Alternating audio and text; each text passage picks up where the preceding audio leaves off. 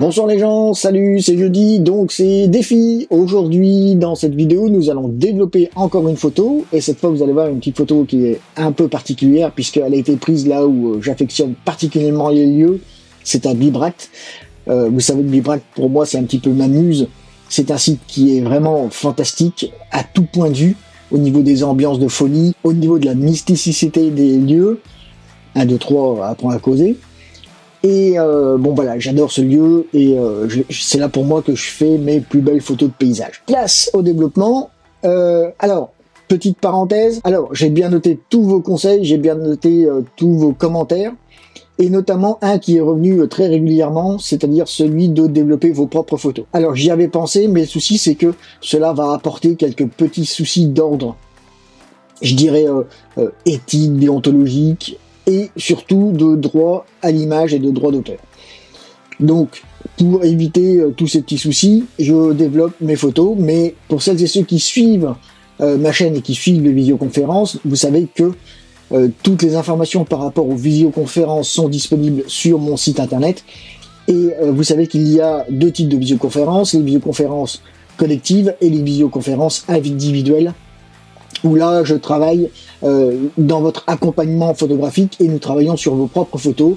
Nous faisons en sorte que vous progressiez grâce à vos propres photos. Donc si vous voulez voir un petit peu ce travail de post-traitement lié à vos propres images, eh bien je vous invite à venir en visioconférence en individuel. Allez, développons les photos. Donc maintenant vous voyez ici, je vais faire, voilà, ça c'est le post-traitement que j'avais fait, parce qu'évidemment j'ai dû refaire la vidéo, l'image était pourrie, le son était pourri, je suis vraiment nul en vidéo, et là donc je réinitialise tous mes réglages. Donc voici la photo d'origine sur laquelle nous allons travailler dans ce post-traitement. Alors vous pouvez constater que déjà d'emblée, l'ambiance de cette photo est quand même toute particulière.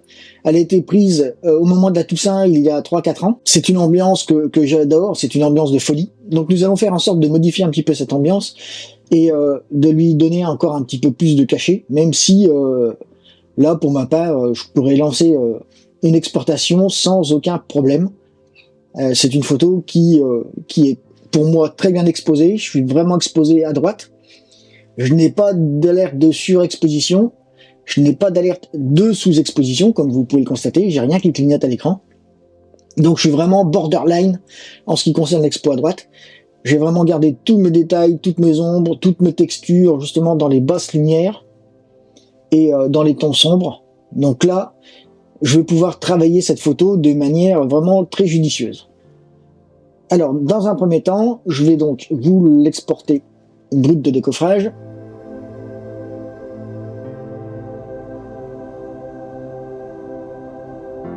Voilà, et donc maintenant, nous allons commencer le post-traitement. Donc là, hop, j'active déjà les profils de correction. Et là, tout de suite, vous voyez que bah là, ce coup-ci, j'ai vraiment une zone de cramé ici. Hein, ça apparaît en rouge dans mes alertes de surexposition. Donc ça, c'est pas grave. Nous allons rectifier le tir dans quelques minutes. Ensuite, à ce niveau-là, le gain, je vais pas trop jouer avec. Je vais, voilà. C'est bien. Le détail, je vais... Voilà, très bien. Donc là, le masquage... Voilà, ça c'est bien. Tac, comme ça, c'est très bien. Je vais pas réduire le bruit, parce que le bruit, là, pour le coup, c'est quelque chose qui va apporter à la photo. Je trouve que le grain de la photo est très bien.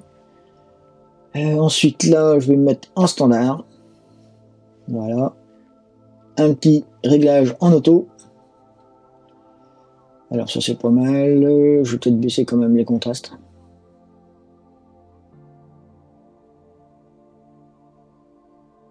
Ouais, l'exposition c'est bon, tout ça c'est bon, ok. Pour l'instant je touche à rien d'autre. Je modifie ça.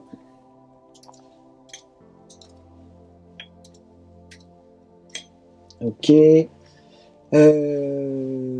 Tac tac, là la balance des blancs, alors là je vais monter à... Ah ouais, j'y vais fort hein, les amis, j'y vais très fort. Voilà. Alors j'essaie de voir un petit peu comme d'habitude le résultat sur mon écran calibré Mais là, j'ai un petit peu du mal parce que, bah oui, avec les réglages que j'ai fait pour enregistrer la vidéo, mon écran est un peu grisé, donc bah, j'y vais à tâtonnement, mais c'est pas grave. Donc là, ça c'est pas trop mal. Sur l'écran d'à côté, bah, c'est pas mal non plus. Je vais y laisser comme ça.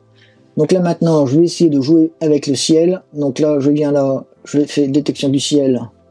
Détection du ciel. Donc là, il m'a bien trouvé le ciel dans les arbres, c'est nickel. Par contre là, toute la frange des arbres là, c'est pas bon. C'est pas bon du tout. Donc là, ça, je vire. Voilà. Et je vais venir, donc, traiter ma photo autrement.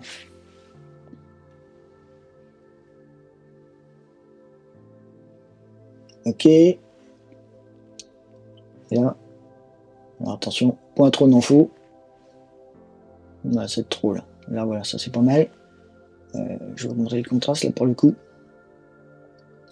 Non, c'est pas beau.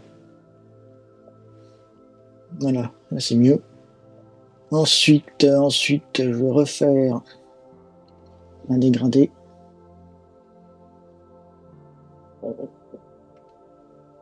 Tac, voilà. Alors toujours, je cherche une cohérence dans la lumière.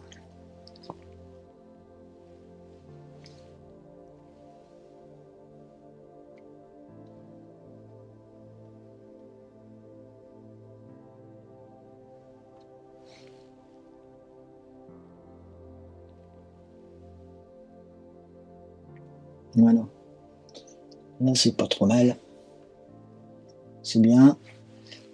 Allez, maintenant, je vais faire une dernière. Un tout petit dégradé. Un dernier, tout petit.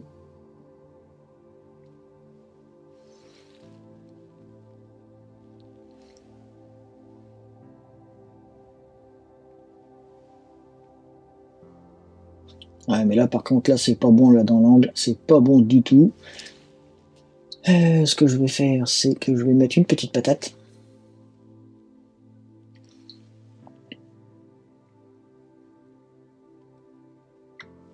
Voilà, et là, maintenant, là, je vais venir, mais vraiment très délicatement.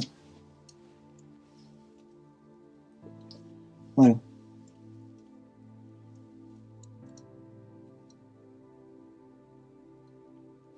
Non, ça va pas, ça. Ça, c'est pas bon. Tac. Voilà. Et du coup, je viens là.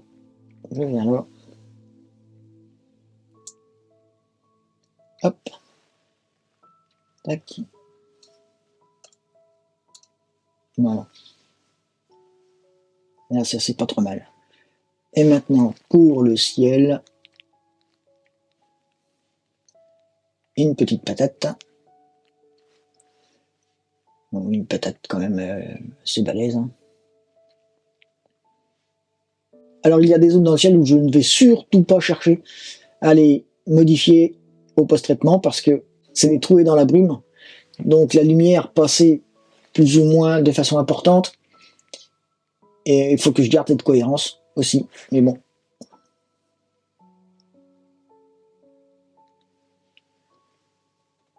Voilà, c'est un peu trop. Voilà.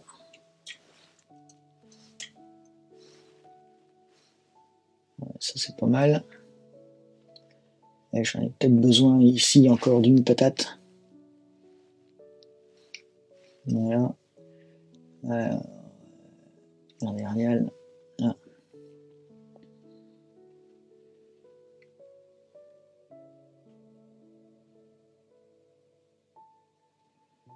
Et pourquoi tu pivotes pas? Voilà. Tac.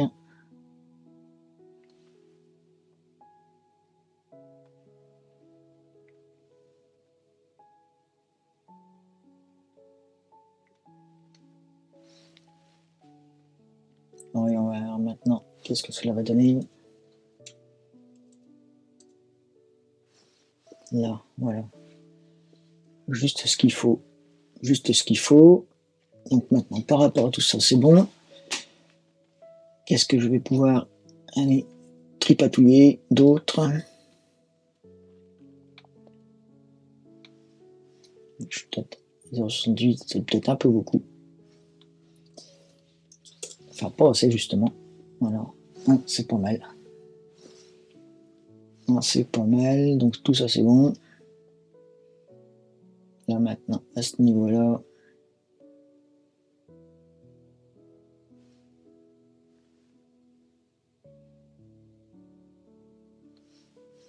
ok, le ton sombre, ok, d'autres lumières, je vais les passer un petit peu. Et ben ça me paraît pas mal du tout ça, donc maintenant, avant après.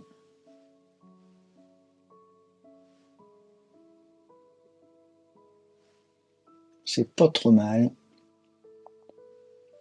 C'est pas trop mal. Je sais pas ce que vous en pensez, mais moi ça me paraît pas mal.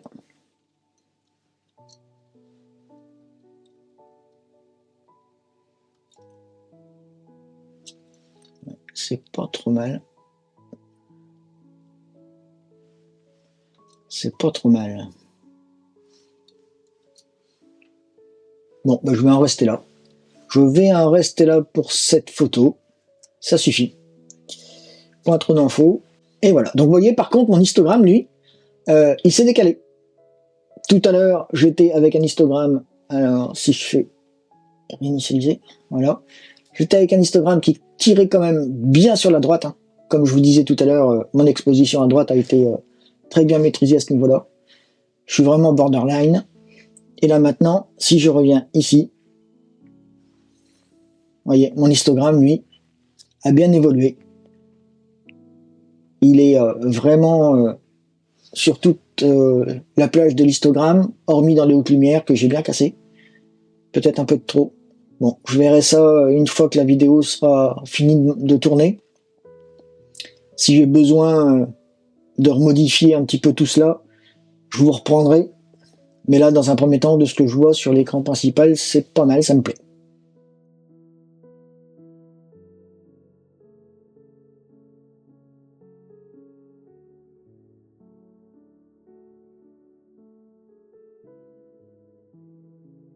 Alors comme convenu, je vous reprends quelques instants après avoir visionné sur mon écran calibré la photo. Elle était un tout petit peu sombre, donc ce que j'ai fait, comme vous pouvez peut-être le constater, c'est que je suis passé de -1 IL d'exposition à -0,75. J'ai un meilleur rendu, je trouve, c'est un peu plus doux au regard. Après, je peux peut-être diminuer la colorimétrie à 9000, c'est peut-être un peu trop chaud, et passer les magentas à 35. Voilà. Donc là, je verrai un petit peu ce que cela donne à présent. Et voilà ce que j'ai uniquement fait comme modification de la photo. Donc là, je vous la mets à plein écran. Maintenant, avant-après. Voilà, avant-après.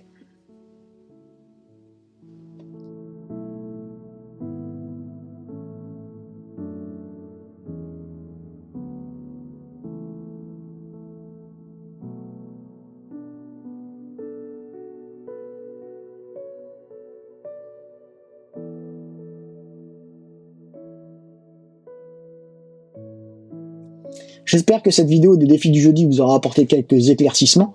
Comme vous pouvez le constater, j'ai pas mis plus de 10 minutes à développer cette photo. Si je regarde mon compteur, je suis à 14 minutes d'enregistrement à l'heure où je vous parle.